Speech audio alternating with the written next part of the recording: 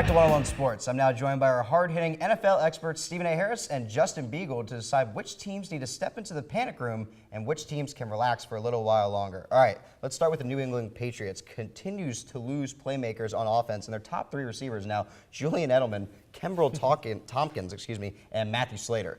So, Stephen A., should the Patriots be panicked?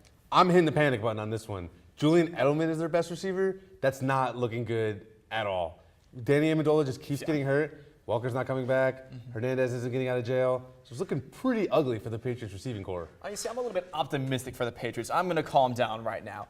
I mean, yeah, the Gronk, they announced today that Gronk has a 50-50 chance of playing this week against the Bucs. So right there, that's a good sign for the Patriots. Until he breaks his forearm again. He should be fine. He has 38 touchdowns in 2 seasons with the Patriots. I mean, he's a critical part of that offense. When he comes back, they're going to be high flying right there. He needs to come back and stay on the field. That too, but as also does Amendola. Speaking of which, Amendola is not getting surgery. He just has a hernia, so he should be fine. But can he He'll stay come on? back. Because he just comes back and gets hurt. He's just like, oh well, you know, hernia this week. It's going to be like a broken neck next week. Players play can through he stay injuries on the all field? the He time. needs They to play stay through on it the all field. the time. He should be has to fine. stay on the field. Thankful- As long as But he can't. He doesn't know Thankful how to. for the Patriots, even with those banged up injuries, they still are 2-0. They've escaped with Luckily. 2 early victories. Against But the Jets and Bills. We'll see how long that The Jets and lucky Bills. streak goes on. All right, let's move on to a different division, the AFC North. Pittsburgh's banged up. Baltimore lost half its Super Bowl roster. The Browns are the Browns, and the Bengals are the best shot to win the division this year. Is the AFC North the worst division in football? I would definitely not say that they're the worst division in football. It's just a different division. I don't think anybody's used to seeing, Who's worse? I would say the NFC East is in really bad shape right now. Okay. I mean, the Redskins and the Giants are doing terrible. I just think, going back to the AFC North, I just think nobody's used to seeing Pittsburgh and Baltimore, struggling. They're used to seeing, Cincinnati and Cleveland going down there. So, I mean, I'm calming down with that. That the calm, we need everyone calm down. It's 2 weeks. Let's relax. Let's see what's going on from here. I know they all lost in the first week. And granted, the Steelers and Browns are looking pretty bad this year. The Bengals lost to the Bears. Yeah. And the Ravens lost to the Broncos. Yeah. 2 contending teams. The Ravens got destroyed by the Yeah. Broncos. And the only I was reason, trying to be a little bit gentle about it. The only reason that We'll half call the it what it AFC is. North teams have losing records is because they all played each other this past weekend. Exactly. So I kind of want to see what happens because I don't think they're the worst division. I agree the NFC East might come out worse. The AFC West, if it's not for the Broncos, that division will probably not look San very Diego looks good. pretty good though.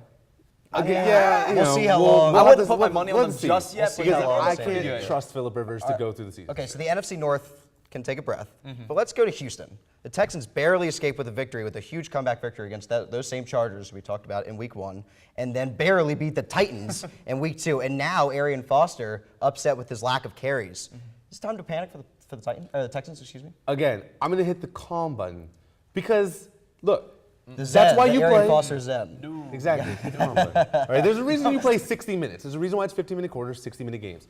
You play 60 minutes because you get 60 minutes to try to win. That's what they did against the Chargers. They used their 60 minutes to come back and tie the Titans and then go into the overtime. But it's and the Arian Titans. Foster, It's the Titans. But they beat their And it's the Steelers. beginning of the season. It's the beginning of the season. Very rarely does a team come in It doesn't- high-flying no, in mid-season form You in can't the beginning of the season. No, they were predicted to go to the Super Bowl. They have all the pieces in And they're place still to be a 2-0. Super Bowl contender. And they're still And they're 2-0. going into overtime against Tennessee and have to come back But last they're second beat San Diego. 2-0. Give it a little bit. Do we really? Okay, if do we they're honestly? 2-0 now- Wait. Do you really honestly believe that Ben Tate is gonna? Ben Tate has gotten a lot of Is gonna carries hurt over to the Arian years. Foster? But do you honestly believe over the just course of saying the he season, has. Arian Well- Foster, one of the best running backs of the last few years, he's got some job security over there.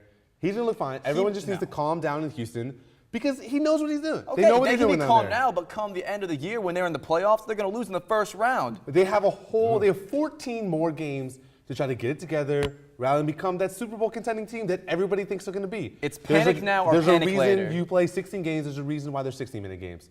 Give it a little bit of time. They're It's 2 lucky weeks. They're to be still 2-0 2-0. as They're they still are. 2-0. That means they have a little bit of room to play with. If Not they were much. 0-2, Not that'd be one much. thing. Or 1-1, that's a whole separate issue. But they're 2-0. They have some room to play All right, with. guys. Well, certainly some teams need to do some panicking, but some teams, they can relax for a little bit.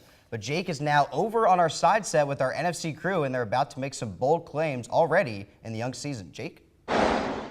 Thanks, Ryan. I'm now joined by Nick Markunis over here on the side set. Talk about some bold predictions that we can make so far in the NFL season. First bold prediction, tell me if I'm right or wrong here.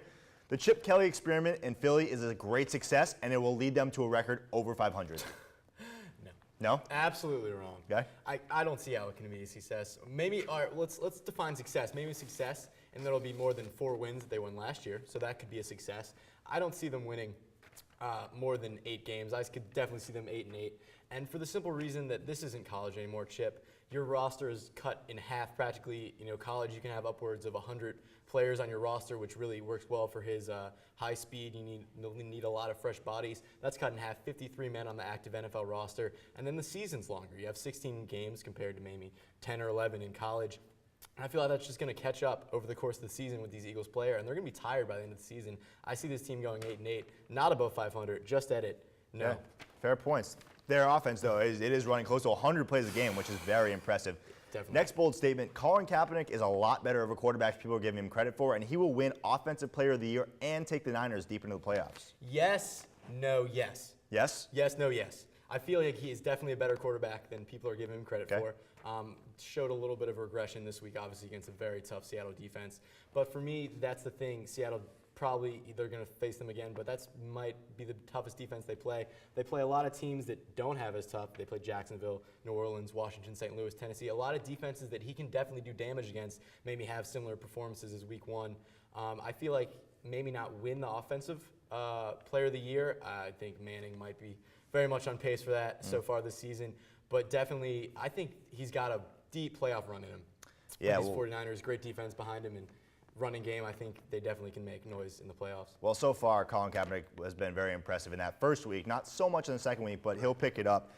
Next bold statement, the change in coaching in Chicago is exactly what the Bears need, and it will lead them to an NFC North title this year. Love it. Absolutely love it. I couldn't agree more. I think this change was exactly what they needed.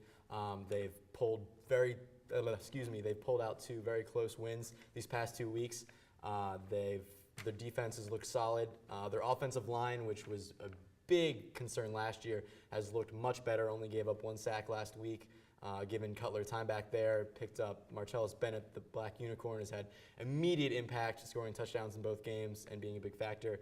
And I feel this is the year they beat the Packers and win that NFC North. I think the coaching change is just what they needed. Well, it'll definitely be a tough challenge to dethrone Aaron Rodgers and the Green Bay Packers, but it Always does is. appear that Mark Trestman is the right guy for the job. We have to take another break, but next up, Ryan sits down at the desk with our college football experts. Stay tuned.